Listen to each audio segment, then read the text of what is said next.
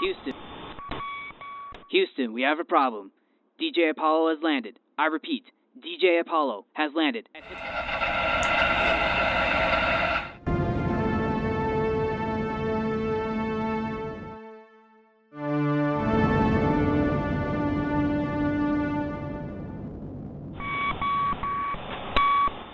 You are listening to the Tales of Music and Film podcast. My name is Christian Taylor, and thank you for clicking on today's episode. Now, in this one, we're going to have ourselves some fun because we are going to be talking about a movie I've been dying to talk about for the last couple of months, but I kept pushing it off to cover something else. For all you who have been listening to the show recently, I just wrapped up covering the 3 original Indiana Jones movies from the 80s. And today, I almost thought about covering Ghostbusters 2, because that's the only Ghostbusters film that's canon, in my opinion, that I haven't covered yet. I will not cover the 2016 reboot for obvious reasons, but anyway, I decided to change things up because this movie that we're going to be talking about today is, in my opinion, the greatest parody movie ever made. I am, of course, talking about the 1987 classic Spaceballs. Now, I had the honor of getting to see this at the Lynchfield Drive-In Theater about almost a month ago. Me and my family went, and getting to see this on the big screen was an ungodly experience. It was amazing. Now, for any of you who've been listening to the show for a while now, whenever I review a movie from the 80s, I always gotta mention that my parents really legit raised me like an 80s kid in a way. Like, this Spaceballs was on the list of movies I grew up watching. This along with, Indiana Jones, Back to the Future, The Breakfast Club, just stuff like that. Most of the movies I watched growing up were from the 80s. And Spaceballs I've watched like a million times, and every time I watch it, it's like I'm watching it for the very first time. The 80s was just a very special decade, and if I ever had a chance to to restart my life, I would choose, to be a teenager in the 80s, because that would have been phenomenal. Like, both my parents were teenagers in the 80s, and my dad tells me stories about it all the time. I just can't help but wonder, man, if only I got an experience. I wish I could have gotten an experience the 80s, Would have been very special, but yeah, 80s movies is a staple in our household. Like, my mom's favorite movie is, Lost Boys. That was another one I watched a couple of times growing up. The Outsiders, that's another good one. The 80s was just a very special decade, just crammed full of just so many movies. Like, just last night, I watched the Kevin Costner classic, Field of Dreams, for the very first time, and that came out in 1989. And if you haven't seen Field of Dreams, go watch it. It's a great movie. So, Spaceballs is my little brother's favorite movie. He watches scenes from it on YouTube all the time. My little brother's name is Connor, and he really likes watching videos and YouTube and movies in his spare time. And what's pretty cool is that my little sister, she's 9 years old right now, and she loves Spaceballs. She thinks the movie is absolutely hilarious. So I just think it's very cool to see the next generation loving this movie as well. And the funny thing is that she's never seen the Star Wars movies, so she has no idea, about, this film is making fun of, Star Wars, along with, Star Trek and a few other, franchises. But it just makes me so happy that she's enjoying this movie as much as me and Connor did growing up. And my whole family and I, we love this movie to death. We've watched this movie so many times to the point we could all, recite the whole thing. It's just amazing. And this movie, it has it all. It's just 90 minutes of just the best comedy I've ever seen.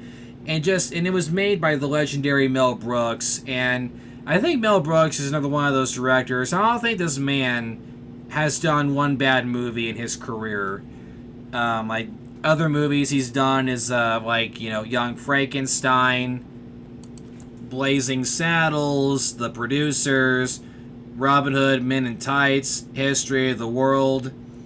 Like, he's got a lot of good, amazing movies, and he's an expert at parodying stuff. Like, the way he writes his jokes and everything in all of his parody films is some of the best writing imaginable. Like, Spaceballs alone beats any parody movie that's come out in the last, like, 20 or 30 years. Like, this movie has not aged a day, and it's just a magnificent film, and it makes fun of stuff in the best classic way imaginable.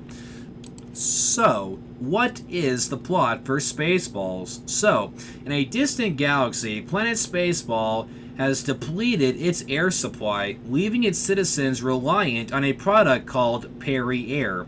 In desperation, Spaceball's leader, President Scroob, orders the evil Dark Helmet to kidnap Princess Vespa of the oxygen-rich planet Druidia and hold her hostage in exchange for air. But help arrives for the princess in the form of renegade space pilot Lone Star and his half-man, half-dog partner Barf.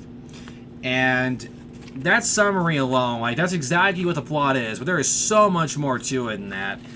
Like, it's a pretty creative plot, you know, of, like, there's actual, like, stakes in this, that Planet Spaceball is running out of air, so they want to, you know, steal air from their peaceful neighbor, Planet Druidia.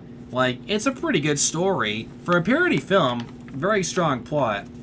So, the movie was released on June 24th, 1987. Director Mel Brooks and producer Mel Brooks. It was distributed by Metro-Goldwyn-Mayer.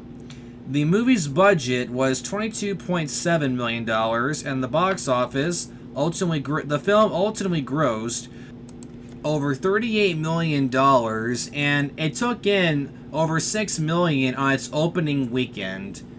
And a man named John Morris did the music for the movie. So, for the cast, we have the legendary actor Rick Moranis, which you will recognize him from films like Ghostbusters or Honey, I Shrunk the Kids. And then we have Daphne Zuniga, Mel Brooks, Bill Pullman, John Candy, George Weiner, Michael Winslow, and Joan Rivers. And so Joan Rivers doesn't physically make an appearance in this. She voices the robot Dob Matrix, who is a parody of C-3PO from Star Wars. And Daphne Zuniga, like, she is Princess Vespa, and she's the parody of Princess Leia. And Bill Pullman, which you might recognize him from Independence Day, and he did a TV show a couple of years ago called The Sinner. He did a film called While You Were Sleeping. Oh, and he was also in the movie Casper. And he was also in Sleepless in Seattle. All things considered, Bill's had a very good career. You know, he's not like an A-plus actor by any means, but I'm more of a fan of those, like, lower, you know, like, B-movie actors, you know? Because, like, I've noticed with a lot of these B-movie actors, or these actors that aren't, like, huge A-plus actors, they're way better human beings. Like, they're not full of themselves, you know? It's not like these A-plus actors like DiCaprio or Tom Hanks, like, you know, actors like Bill Pullman, like, they're genuine good people who didn't let the fame get to them. They stayed humble and remembered, oh yeah, we're humans too. We don't have, like, higher authority than anyone else, you know? So Bill's the kind of actor I would want to be. Like, I'd love to act in movies and stuff, but I never want to be like that, these famous A-plus actors who have been in, like, you know, hundreds of amazing films. Like, that's just not my style, you know? Like, that, like, winning all these, like awards and all that, that's not really my cup of tea.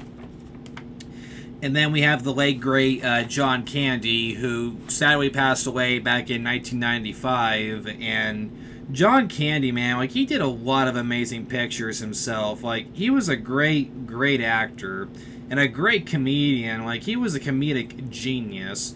Like, I'm sure you remember him in classics like Uncle Buck, Planes, Trains, and Automobiles, The Great Outdoors, Home Alone.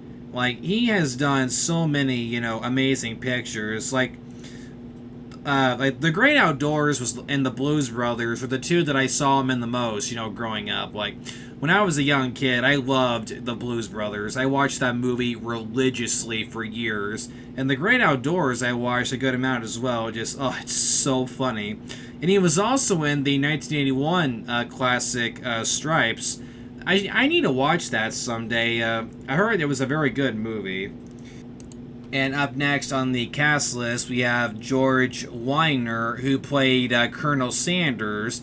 And I think it was pretty obvious that Colonel Sanders is supposed to be the parody of Tarkin from Star Wars New Hope. That's my guess.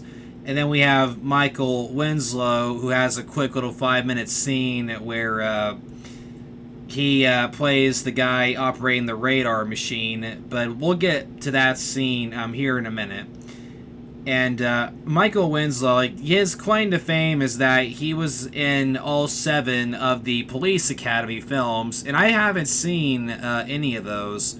I heard all the Police Academy films are very, very funny all in their own way. I've seen, like, bits and pieces from them, but Michael Winslow is I believe he was given the nickname, like, the man of 1,000 voices, because, like, the guy can make over 1,000 sound effects, like, all on his own. Like, it is insane, like, the sound effects they can do.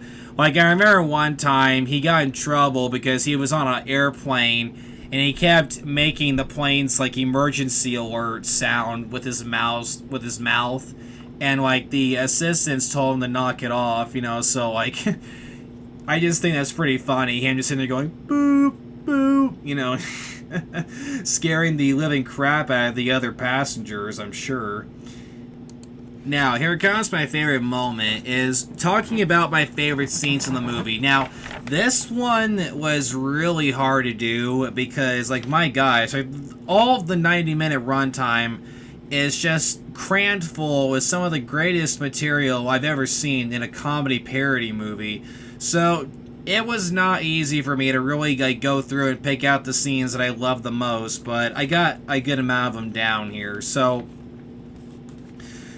right off the bat, the opening sequence where after we see the text going up the screen telling us, the plot of what's happening, we all get that famous shot of Spaceball 1 coming into frame, and then it just drives by the screen, and it goes on for what feels like 10 minutes. It is absolutely amazing. Like, the movie literally could have just been the ship, like, going past the camera. Like, it is so darn funny. It's just, you keep thinking, okay, is that the end? No. Okay, that's the end. Oh, wait, no, it's not.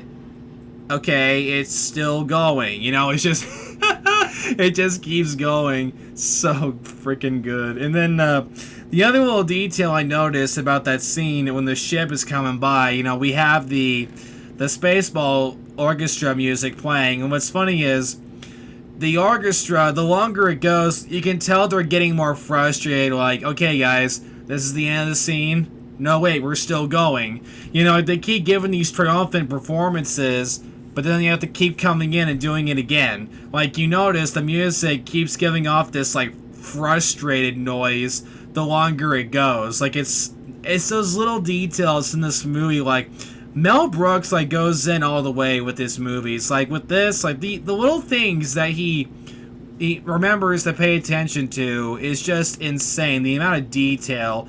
Just that little joke, of the sound effect of the orchestra getting frustrated. Just, it's that little thing, but it makes a huge difference. And the scene that follows, when we get the introduction of Dark Helmet and the Spaceballs, like, it is so good, like, and then, like, just the name Colonel Sanders, just, what's the matter, Colonel Sanders? Chicken? It's just, just little things like that. And then, I like how the introduction of Dark Helmet, he walks out wearing this giant, helmet, wearing, like, this, it looks like he's wearing, like, a suit or something, and it's just a small little man with a giant helmet. He walks right up in front of the camera, right, and then we hear him breathing, like, super hard. and then Rick Moranis opens up the mask. I can't breathe in this thing, just and that's throwing a joke at Darth Vader in Star Wars because he has to wear that suit to stay alive. Because remember, we find out in Revenge of the Sith that Anakin was burned alive, and he has to wear that suit in order to breathe. And then not long after this, we get the famous intro of Lone Star and Barf riding inside their Winnebago RV space vehicle, and the introduction of them is it's one of the most 80s things imaginable. Like, we just see, the space RV coming into frame. Then you have Bon Jovi's song, Raise Your Hands, it's a very amazing track off of his first album called Slippery When Wet, which came out the year Spaceballs was released, so I'm sure he struck a deal to have that song featured in the movie to get himself some promotion. So we hear that song playing, the RV comes into frame, and then the camera pans to behind the RV and we see the sticker, I love Uranus, just so darn good. And then we get, Barf dancing in the back, eating dog food, and then we see Lone Star sitting up front in the cockpit, and Lone Star is a mix of Han Solo and Luke Skywalker. For this movie, they basically intertwine the characters into one, and it works beautifully well. And what's pretty cool about Lone Star is that if you notice, he's dressed like Indiana Jones because when Mel Brooks went to George Lucas to get permission and ask him, hey, is it okay if I make fun of Star Wars? And Lucas loved the script so much that he gave Mel Brooks permission to use the special effects team that Lucas used for the original Star Wars movies. And the deal that him and Mel Brooks made was that Mel wasn't allowed to sell any merch from the movie, and Lucas didn't want Lone Star dressed like Han Solo, so Mel Brooks, what does he do? He dresses up Lone Star like Indiana Jones. It's amazing. And we see Lone Star sitting up in the cockpit taking a nap, and then we get they're getting a call, and Barf walks in, sits down, and guess who pops up on screen? Pizza the Hut. Like, wink wink, gee, I wonder who they're making fun of, And that whole scene of with Pizza the Hut is just talking to Lone Star and Barf, and there's literally like pepperoni and cheese literally falling off of him. Like, the scene is funny, but it is also kind of cursed, because like I've watched like other YouTubers react to the movie for the first time, and whenever it gets to this scene, like, many of those YouTubers are grossed the hell out from that scene with Pizza the Hut, because when you watch this sequence, you never want to eat pizza ever again after seeing that. It's just like, you will never look at pizza the same way again after you watch the Pizza the Hut scene. But still, it's hilarious. And then the next scene, this is one of my favorite scenes in the movie, is the radar jamming sequence. So after Lone Star and Barf were contacted by Vespa's dad to rescue her, they strike a deal that her father will have to pay them a million space bucks for them to go rescue Princess Vespa, so they go do it. And Vespa's in the middle of being kidnapped by the Spaceballs. They have Vespa's ship and their magnetic beam pulling him towards Spaceball 1, and then Barf and Lone Star jam the radar by literally shooting a jar of jam at the radar and jamming it quite literally. And we see the jar of jam floating through space, and it breaks up on impact on the radar. It is absolutely hysterical. Like, I've seen people either laugh or just roll their eyes about how obscure the whole thing is. And then we have Michael Winslow, who's operating the radar, and the screen starts freaking out and everything, and all the sound effects of the computer, you know, the screen going all haywire. Like, Michael Winslow is making all the sound effects. Like, when you hear all the computer sounds and everything, like, that's him.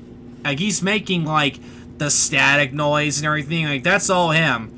I remember further along in my notes here, Mel Brooks said they saved, like, $1,000 just from Michael Winslow being able to make those sounds all on his own. And that whole scene is just comedy gold. Like, Colonel Sanders and Dark Helmet, you know, come down to talk with Michael Winslow's character, telling them the radar, sir, it appears to be jammed. And literally jam starts oozing all over the computer screen. And Dark Helmet wipes the screen with his finger and he tastes it. Raspberry. There's only one man who will dare give me the raspberry. Pulls down the helmet. Lone Star, and then the camera literally pans in for a close-up and the camera smashes right in his face and he falls down. I have seen this scene thousands of times and I laugh every time. Like, you know the jokes are coming, but you still laugh hysterically at them. It's amazing. And then we get the whole desert sequence of Lone Star, Barf, Princess Vespa, and Dot. They crash land on the moon of Vega, which is a desert planet, they're making fun of the Tatooine planet from Star Wars. And I thought it was pretty funny how when the space RV crash lands in the sand, you can clearly tell that it's a prop, like toy, but it's still funny nonetheless. And then what follows is the scene where the quote parody Jawas lead the gang into this underground temple, and Barf literally says, like, this looks like the Temple of Doom, little tongue-in-cheek Indiana Jones reference, because Lone Star, like I said, is dressed up like Indy. And here's another reference throughout this sequence, is a Wizard of Oz reference. When the four of them walk up, they find this giant statue of yogurt with fire, and then fire and flames start shooting out of the ears and the eyes. And the whole thing is a parody of the Wizard of Oz, because you have Princess Vespa, who is Dorothy, and then we have Dot as the Tin Man, and then we have Barf as the Lion, and then we have Lone Star as the Scarecrow. You know, like. Like, dude, it's just, I want to know what was Mel Brooks, what was in his head, right? Like, what was he thinking when he wrote this screenplay for this? Like, how did he come up with all these amazing jokes? Like, they're never in my wildest dreams could I ever think of anything this creative in a parody movie. I just don't understand how he comes up with these parody ideas. I'm just like, how do you do that? And then one of my other favorite scenes is later on in the movie when Dot and Vespa get kidnapped by the Spaceballs and they get taken back to Planet Spaceball, and then Barf and Lone Star have to go rescue them, and they land, you know, and the two guards guarding the entrance to the prison complex are like, hey, can't you guys read the sign, no parking? And then Barf opens up the RV door, gives them the finger, and then they run over into the two guys run into the RV. Lone Star and Barf beat the crap out of them, steal the uniforms, and they walk out. And this next bit is where Lone Star has like this giant ass key that presses a button and opens the door, and it's just like, why did you need the key? You could have just pressed the button yourself, dude. It's just one of those ridiculous things. But anyway, they get into the prison complex, which has barely any soldiers in it, by the way. It's a piece of cake. They walk right in, they find Vespa's cell, they get her out, and then they get into a gunfight with the other Spaceball soldiers. And then what follows is one of my favorite jokes in the movie, where the four of them are running down a hallway, the door is closing, and the four of them manage to jump through it before it closes. And then the next shot is the four of them getting up, but the camera is aimed behind them, so we can't see their faces, right? Then this officer comes walking in. Huh, spectacular stop, my friends, but it was all for nothing. Turn around, please. Then the four of them turn around, and it's four completely different actors. And then the officer freaks out. You idiots! These are not them! You captured their stunt doubles! Like, bro, you can't make this up. That is one of my favorite jokes in the entire movie. It's just so good, man. Oh, I love it. Love it, love it, love it. And then we get that scene towards the very end where the four of them make it back to the RV, and then Lone Star hands Vespa the gun, and he's like, "Here, hold this. I'll get the door." She's like, "I don't want to hold this. I hate guns." And then one of the soldiers fires off a shot. It hits Vespa's hair. Then she's like, "My hair! He shot my hair! Son of a bitch!" Loads the gun. Then she just mows down all the soldiers like freaking Rambo style. Then freaking Barb's like, "Holy shit!" You know, they're just completely flabbergasted that Vespa just did that. Like, then Dot's like, "Hey, that was pretty good for Rambo." Like, yeah, I would say so. Like, just Vespa getting her turn to kick some ass, and it was brilliantly well done. Princess Vespa, underrated princess in my opinion. Very underrated, very kick-ass character. And Daphne, you knocked it out of the park in this film. You were amazing. And I'm very surprised she didn't get more work. Like, I looked up her, like, other movies she's been in, and really her big, like, claims to fame was this and The Fly 2. Those are, like, the two, like, big films that she got to do. And, like, she should have gotten more work. Like, dude, she was amazing in this. But, anyway. Now, another thing that I love is the fight sequence between Dark Helmet and Lone Star towards the end of the movie, where Lone Star sneaks on Spaceball 1, and he finds the room with the self-destruct button, which has the text that reads, "Don't press the button unless you really, really want to." It's like, yeah, when would I want to press this button? But, you know, Dark Helmet walks in, and then we get this incredible moment. He's like, "You should know, there's something between us, Lone Star." And Lone Star's like, "What?" Dark Helmet goes, "I am your father's brother's, cousin's, nephew's, friend's former roommate." Something like that. Lone Star's like, "Well, what does that make us?" Dark Helmet just goes, "Absolutely nothing, which is you are about to become." And then they both get out their Schwartz sabers, you know, and they get into this little, you know, quote, lightsaber battle. And then there's this little funny sequence where Dark Helmet swings to hit Lone Star, and he accidentally hits one of the camera guys and kills him. The camera just pans over to the left a little bit, and we just see all the crew guys standing there. Then the one guy gets killed, and then Helmet's like, he did it. What? Then they get back into the duel. Dude, another favorite scene. And then I love the whole sequence of Lone Star pressing the self-destruct button, and then we get the Spaceball song. We're the Spaceballs. We're gonna steal your air. You know, just, I love that song. And during that whole sequence, you know, everybody's getting into the escape pods, trying to escape the ship, and it is one of the most, like, 80s things imaginable in the best way.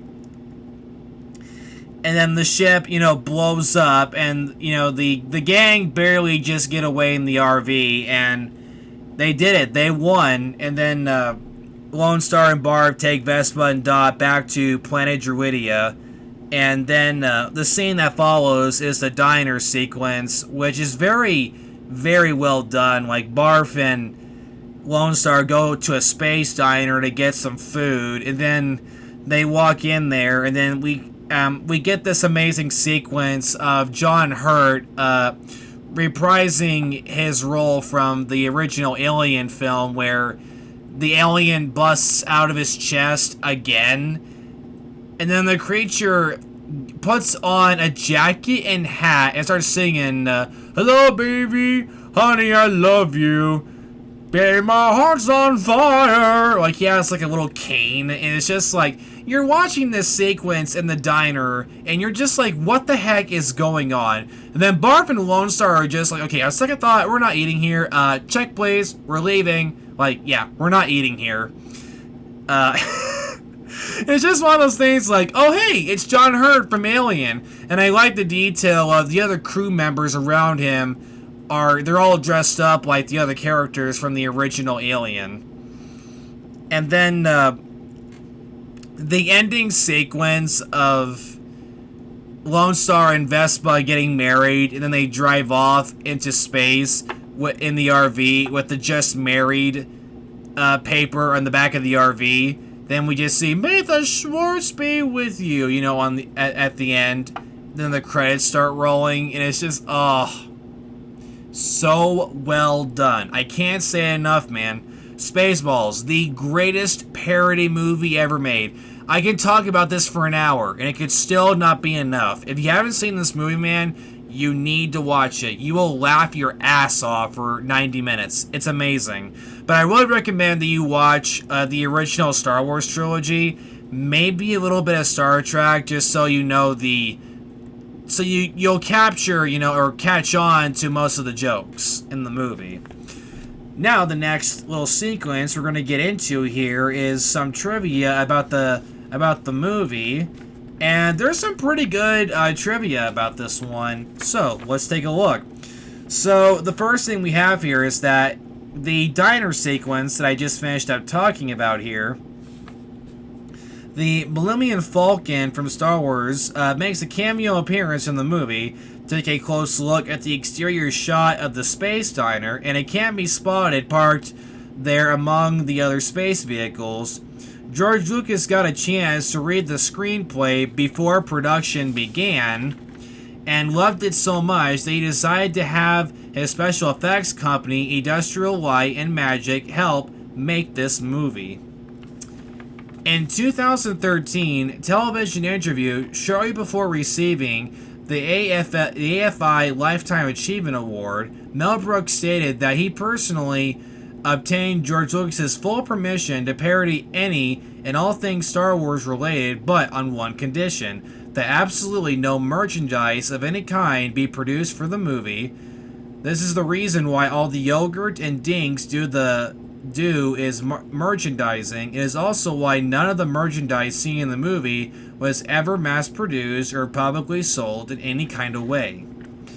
Of all the jokes in the movie, writer and producer and director Mel Brooks says the two he is most proud are the running gag about merchandising: Spaceballs, the breakfast cereal, Spaceballs, the t-shirt, Spaceballs, the toilet paper, etc., and Colonel Sanders renting Spaceballs before it was finished.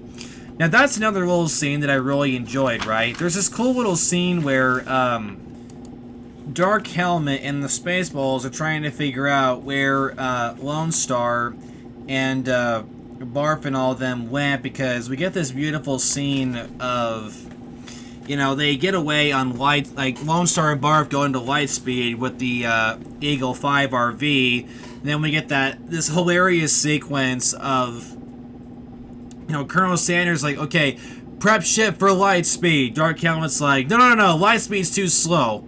Light speed too slow? Dark Helmet's like, yes, we're gonna have to go right to ludicrous speed.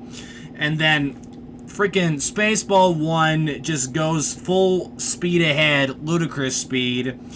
And then, the screen, turns, they go to plaid. They zoom by Eagle 5, and Barf's like, what the hell was that? Then Lone Star, it's Spaceball 1. Barf just goes, they've gone to plaid. And then Colonel Sanders has to pull the emergency lever to stop the ship, and then freaking Dark Helmet goes flying into an electrical box, and his helmet gets all smashed up.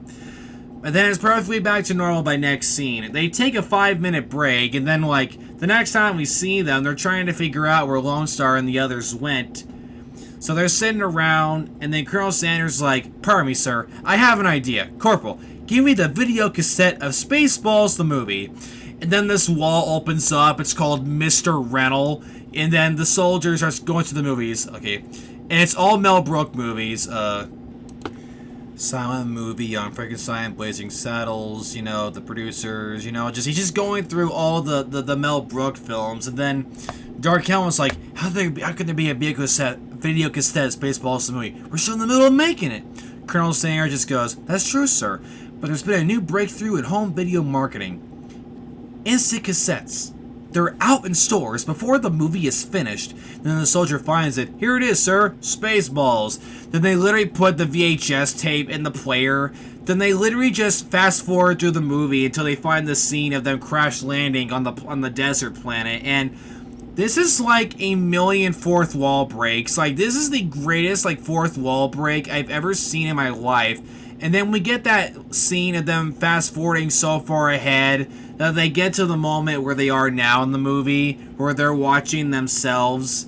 Like, everything is happening in real time now. And it is like some next level, dimensional stuff. Like, it is uncanny. It's just like, what is happening? And it's just that whole scene of them using the tape to figure out, where they are in the movie. It's just so funny. Like, they had a VHS Spaceball tape ready to go. They just put on the tape the footage that they had shot up until that point. Like, it's amazing. Like, can you imagine something like that being pulled off today? I don't think any film crew would be able to do it. I really don't think so. And in the DVD audio commentary, writer, producer, and director Mel Brooks speaks about how difficult it was playing the character Yogurt, which is a parody of Yoda.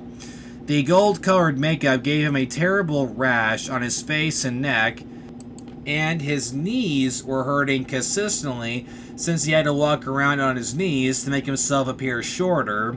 Even though he was wearing knee pads, it still hurt his knees. Brooks also goes on to say that in spite of the difficulties, he enjoyed playing Yogurt tremendously and that it was all worth it. So that's good, at least.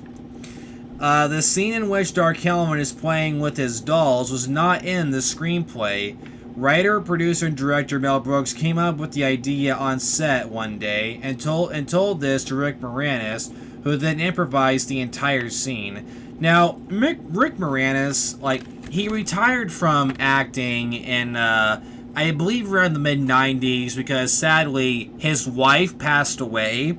So he retired from acting to raise his children. And I really have the highest respect for him for doing that. That's amazing.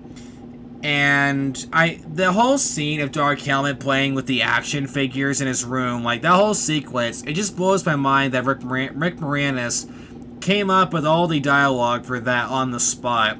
That just shows you what a comedic genius he is. That he was able to do that. That's some real talent right there. So Rick Moranis suggested John Candy for the role of Barf. So that's how John Candy got the part. And here's another thing that shows you what a comedic genius John Candy was. He ad-libbed one of my favorite lines, which is, "Oh, that's gonna leave a mark."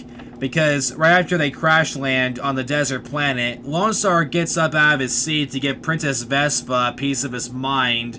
And then Barf gets up, forgetting he didn't take the seatbelt off. And so John Candy ad-libbed the line, "Oh, that's gonna leave a mark." And that's one of my favorite lines in the movie. It's hysterical the way he says it. So, Sir John Hurt claimed that Mel Brooks talked him into self-parodying his role from Alien by making it sound like it would be a brief walk-on cameo. Only when Hurt came to the set did he realize that the entire scene was an elaborate spoof of the chestburster scene from Alien.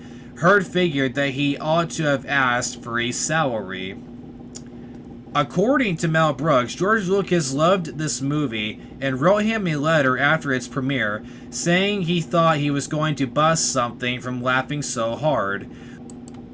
Lucas also told Brooks that had he not chosen to parody Star Wars, this movie would have succeeded as a great adventure movie. Brooks said he was extremely flattered by Lucas's compliments and support. Now here's a quick note that I mentioned earlier. During his scene, Michael Winslow did most of the sound effects, and the DVD audio commentary for the movie, Mel Brooks jokes that they saved around $1,000 by letting him do this. So the Barf costume was operated by 3 people. John Candy operated Barf's tail using a hidden control in his paw, while 2 assistants each controlled an ear. Candy's costume was powered by a 30-pound battery that he wore on his back. Now that's pretty interesting. The escape pod launch sequence is an unused clip from Star Wars Episode 4, A New Hope from 1977, provided to Mel Brooks by Lucasfilm. So 6 complete dot matrix suits were built for Lauren Yarnwell Jansen to wear, and all of them were used up due to breakage on set. For the interior scenes, the feet were outfitted with roller skates, but for the desert exteriors, she was given flat-bottom shoes. Dot's face was somewhat inspired by Joan Rivers, who had already been contracted to provide the voice. In the scene where Dark Helmet is dressed in safari clothes, searching for Lone Star and the others with binoculars, he is on top of a floating vehicle. In reality, the vehicle was not floating, nor suspended on wires of any kind, but it was on top of a platform that was surrounded by mirrors that reflected the sand around it to give it the appearance of floating. This is almost exactly how the land speeder effect was captured in Star Wars. Every time Dark Helmet has his face covered, his voice has a more lower pitch, similar to James Earl Jones when he played Darth Vader. He also speaks with an African accent. In the DVD commentary, Mel Brooks says that Dark Helmet's voice changing whenever his face was covered was actually Rick Moranis' idea. Curiously, Moranis' Dark Helmet voice bears a resemblance to that of actor and stuntman David Prowse, who physically portrayed Darth Vader in the original Star Wars trilogy. Mel Brooks says he wouldn't have played roles like Yogurt if Gene Wilder hadn't abandoned me to do his own movies. He adds that it was a pity and that he hopes to work with Wilder again someday. So actor James Caan was the original choice to play Lone Star. Unfortunately, he was struggling with addiction issues at the time. A then unknown Bill Pullman won the role as Caan was deemed too expensive to insure. Spaceballs merchandise shown in this movie includes bedsheet, flamethrower, lunchbox, cornflakes, towels, yogurt doll, toilet paper, shaving cream, placemat, action figures. As part of the fair use agreement between Mel Brooks and George Lucas, very few legitimate Spaceball items ever existed in the real world. The lunchbox and coloring book are simply the Transformers 1984 products with a Spaceballs logo stuck on them. The few items which were released, however, all kept up the running gag established in the film by being labeled Spaceballs the book, Spaceballs the soundtrack, Spaceballs the poster magazine, and Spaceballs the postcard. The scene where Mega Maid sucks the atmosphere off the mountain on the planet Druidia is a parody of the Paramount Studios logo. Writer, producer, and director Mel Brooks came up with the idea for this movie when he discovered he had yet to spoof space movies, since he already destroyed Western movies with Blazing Saddles in 1974, made fun of the horror genre with Young Frankenstein in 1974, and gave silent films the axe with Silent Movie in 1976. When President Scrooge made Charlene and Marlene the Gallup twins, he orders them to chew their gum. This is a reference to the Double Mitt television commercials featuring the Gallup twins. Now, what's pretty funny about that fact is that my mom was actually the one who told me about this back when we went to go see Spaceballs at the Lynchfield Drive-In Theater. just a month ago. We were watching it together, and I asked her like if she knew who the twins were, and she was the one who told me like, yeah, they starred in these bubblegum commercials. So I thought that was pretty cool, because I mean, growing up, I always wondered like who those twins were. So here's another funny little fact here. Tesla Motors has used Spaceballs' starship speeds, light speed, ridiculous speed, and ludicrous speed, and plaid speed as an inspiration for naming their acceleration modes. In homage to this movie, Tesla has ludicrous mode for acceleration beyond its insane mode, and plaid mode, and over-the-top ludicrous. Now that is pretty darn cool. I like that. Like, see, it just shows you, man, like how big of an impact this movie has. Like, you have the Tesla Motors, like, using stuff from the movie. Like, how cool is that? Like, I don't think Mel Brooks ever imagined in a million years something like this happening. So, Mr. Riddle, the instant cassette machine on Spaceball 1, features VHS tapes of Friday the 13th, Rocky, and over a dozen of their sequels. And on the bottom shelf, the spines are fake. The middle shelf features authentic VHS copies of Mel Brooks films as of 1987, the most recent obviously being Spaceballs. The top shelf features the same tapes from the middle shelf, except with the spines facing forward. Now we're on to the very last piece of trivia here, and this one is very interesting. So the interior studio filming took place on stages 15, 27, and 30 at MGM's former studio lot in Culver City. The soundstage used for Yogurt's Temple, stage 27, was the same one used for the Yellow Brick Road scenes in The Wizard of Oz back in 1939. The same stage also housed President Scroop's office.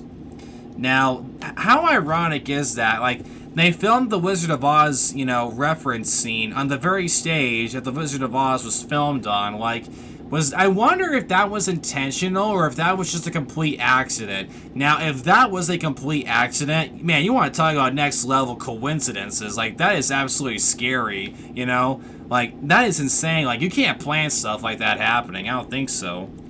So, at the time of Spaceball's release, a film reviewer, Roger Ebert, of the Chicago Sun-Times, gave the film 2.5 stars out of 4, and remarked, "I enjoyed a lot of the movie, but I kept thinking I was at a revival. It should have been made several years ago, before our appetite for Star Wars satires had been completely exhausted."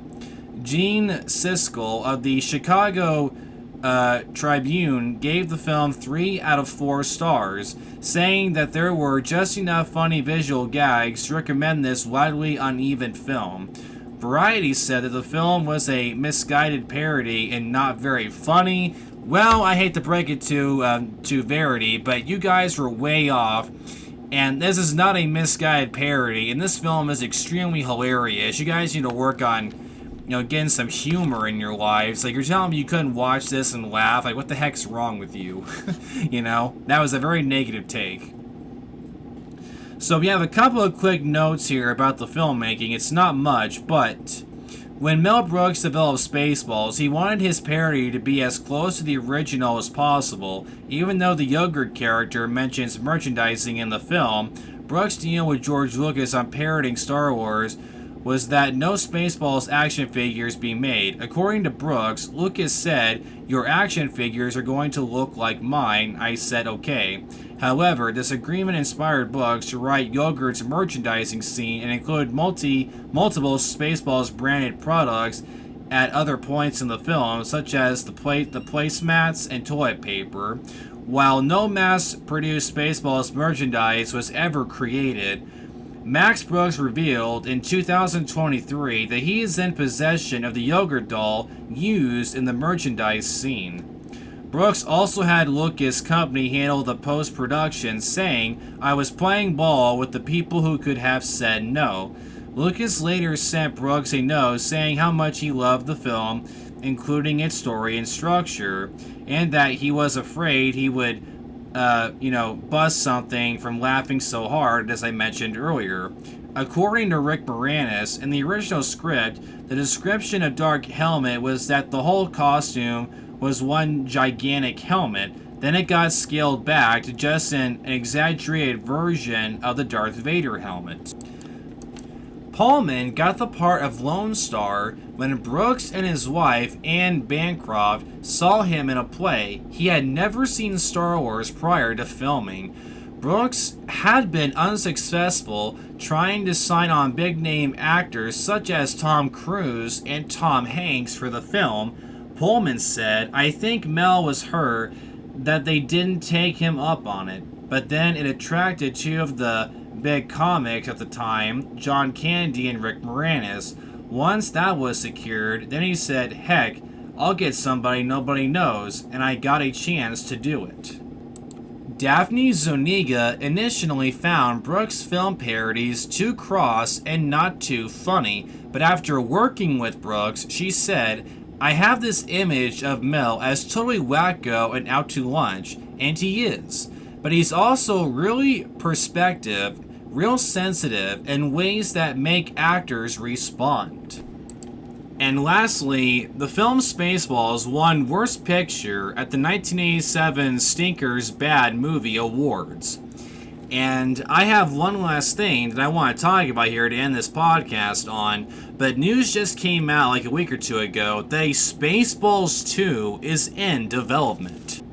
Now, this information I'm going to read to you comes from an article that I found that was written by Katzy Stefan, and it goes off like this. A Spaceballs sequel is in development at Amazon MGM Studios. Josh Gad is set to star and will produce alongside Mel Brooks. Josh Greenbaum will direct the film from a screenplay by Benji Sammet, Dan Hernandez, and Gad, while Kevin Salter will executive produce. The project is in early stages and plot details are being kept under wraps. Amazon declined to comment.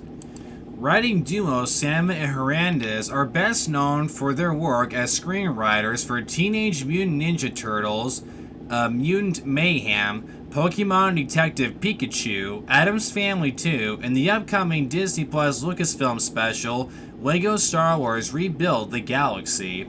Now, I honestly have no idea what to think about this information. I feel like we are well over 30 years too late for a Spaceballs sequel because Rick Moranis, who played Dark Helmet in this film, is still retired. I don't think he wants to act in anything anymore. Like Ghostbusters Frozen Empire, for example, he declined to appear in it. So I think it's safe to say he's done acting and stuff. And the late great John Candy passed away back in '95, so like with him gone, I just don't see this movie working too well. I mean, like, what would the story be about? You know, like, I don't know. I mean, like, Mel Brooks is involved, but I mean, Mel Brooks is 98 years old. Like, this guy was born on June 28th, 1926, dude. You know, like, that is absolutely insane that he's, 2 years out from being a century old and he's still making stuff. Like, him being involved, I mean, that's great and all, but it's like, do we really need this? Like, what are you guys gonna do? I mean, I honestly have no idea. Like, I don't necessarily see this working too well. I want to keep an optimistic mind, I really do, but I just don't see this being a good idea. I mean, like, if you guys are going to make one, you should have did one, like, all the way back in, like, the early 90s or something. Like, why would you make a sequel now? Like, all the actors are extremely old now. It's just like, I genuinely don't understand, like, why they're making this, Like, part of me's thinking this is going to be another one of those nostalgia bait movies, I just have no idea what to think about this Spaceballs 2, announcement. But I don't know. Maybe I'll give it a chance, but right now, my opinion is I think it's over 30 years too late, and I just don't see it working too well. But hey, I'll wait till the project comes out to judge for myself. But nonetheless, with that announcement, I figured, hey, better time is any to review Spaceballs. And that's going to wrap up this recording, and I hope you really enjoyed this. And I'm happy I finally got the opportunity to finally cover Spaceballs. I still consider this to be the best parody movie ever made. If you have not seen it, I recommend you watch it. Your stomach will be hurting from laughter by the end of it.